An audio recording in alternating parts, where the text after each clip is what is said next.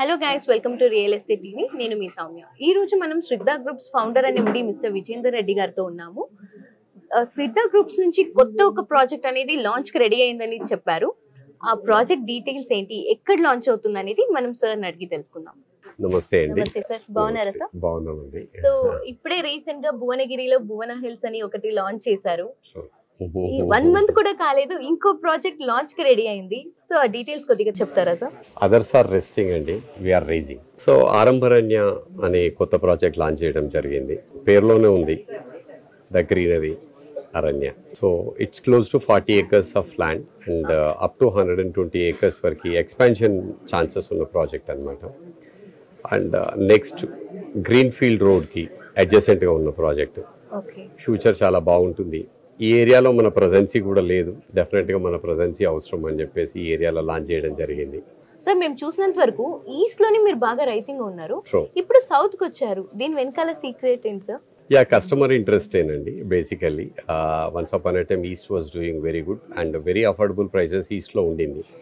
Today east is doing good and prices also reasonably grown. So ఈ ఏరియాలో reasonable prices లో ఉన్నాయి. So affordable and growth కి probability చాలా ఉంది ఇక్కడ, కాబట్టి కస్టమర్ ఇంట్రెస్ట్లో సౌత్కి రావడం జరిగింది.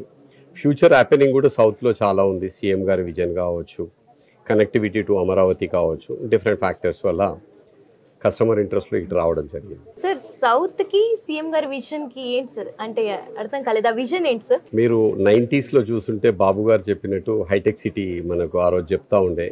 మనం అనుకున్నాం what will happen with this హైటెక్ సిటీ, లిమిటెడ్ జాబ్స్ అనుకున్నాం. You can see now.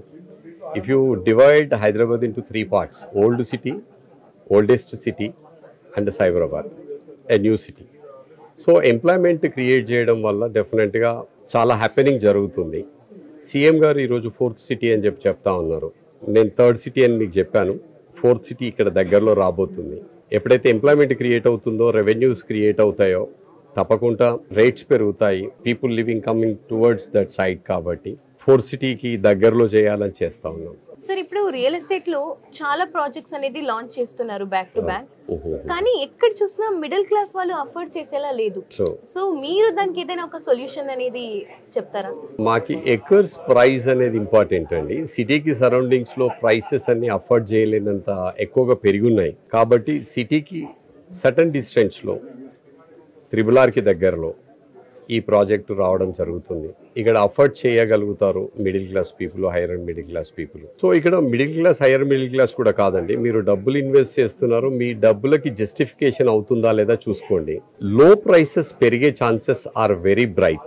కాబట్టి ఈ ప్రైసెస్ లో ఇన్వెస్ట్ చేస్తే you can see the folds in growth. Arambha Aranya project లో ప్లాట్ సైజెస్ ఏముంది అండ్ డెవలప్మెంట్ గురించి కొద్దిగా చెప్తారా? As I said previously, even middle క్లాస్కి కూడా ఒక ప్రోడక్ట్ మనం ఇవ్వాలని దృష్టిలోనే 150 square yards నుంచి ప్లస్ చేయడం జరిగింది, అందరినీ అఫోర్డబుల్ ప్రైస్లోకి తీసుకురావడానికి. అండ్ బిగ్గర్ సైజ్ ప్రాజెక్ట్ కాబట్టి డెఫినెట్గా పార్క్స్ కానీ ఎమ్యూనిటీస్ కానీ ఎక్కువ ఇవ్వగలుగుతాం దీంట్లో. ఈవెన్ రోడ్ సైజెస్ మీరు చూసుకుంటే 100 feet road, 80 feet road, 60 feet road, bigger size of roads అనమాట. సో దాంతో ఒక లావిష్నెస్ క్రియేట్ అవుతుంది మీకు. సో అవెన్యూ ప్లాంటేషన్ కూడా చాలా బ్రైట్ ఆప్షన్ ఉంటుంది, అది చేస్తూ ఉన్నాము. మా ప్రీవియస్ ప్రాజెక్ట్స్ కూడా మీరు చూస్తుంటే మా అవెన్యూ ప్లాంటేషన్ గురించి మీకు అర్థమవుతుంది. So we're one of the best in Hyderabad. మా అవెన్యూ ప్లాంటేషన్స్ కానీ పార్క్స్ మెయింటెనెన్స్ కానీ చాలా బాగుంటుంది. ఇక్కడ అది చేసి చూపిస్తాం తప్పకుండా. సార్, ఇప్పుడు మిడిల్ క్లాస్ అఫోర్డ్ చేసే ప్రాజెక్ట్స్ అంటేనే ఎక్కడో సిటీకి చాలా బయట, లైక్ దూరంగా ఉంది sir.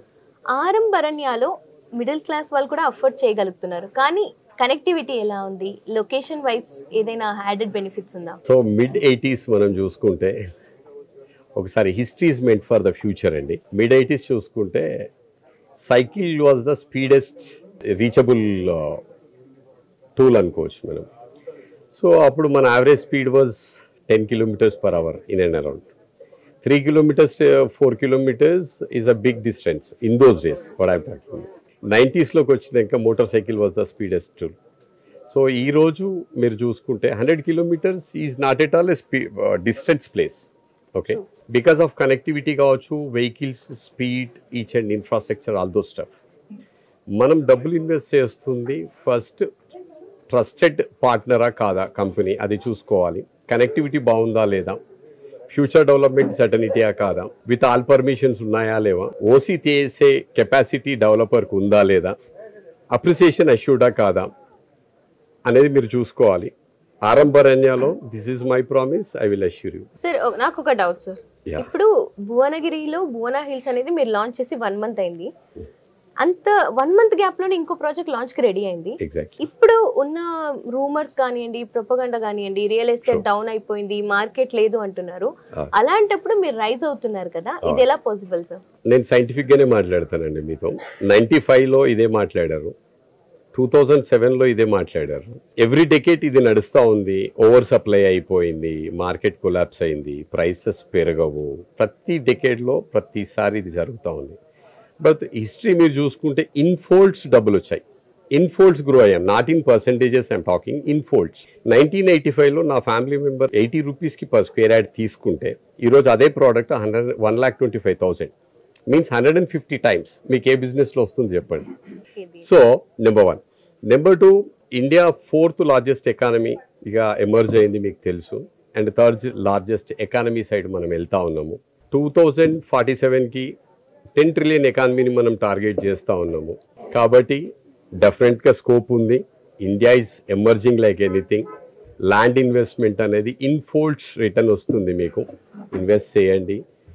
Ups and downs common real ఎస్టేట్లో, డౌన్ ఉన్నప్పుడు మాత్రమే పర్చేస్ చేయండి. This is the right time to purchase. Market రేంజ్లో ఉన్నప్పుడు ప్రైసెస్ పెరుగుతాయి, డౌన్ ఉంది కాబట్టి స్మార్ట్ బయర్ అయితే కనుక this is the right time to buy.